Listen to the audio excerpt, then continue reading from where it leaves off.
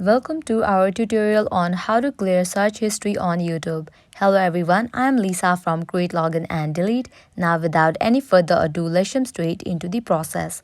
Open your YouTube. Here we go. At the top right, you can see that search icon. Tap on it. Now over here, you're gonna find all of your search history. Now how to delete it. To delete a single search history, you can just swipe on left in this way and delete option will appear. Just tap on it and it will be deleted. But in the case you want to get rid of all of your search history at once, you can apply this option. That is, you can go back, tap on the profile icon given at the top right corner. Now head towards this option of settings.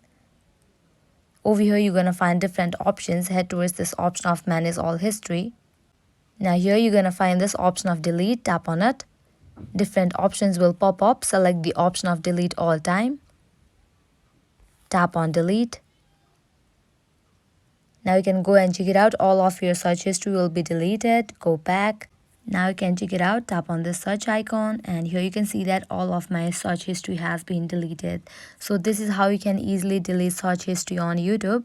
This was it. If you find this video helpful, make sure to like, share and subscribe. Thank you.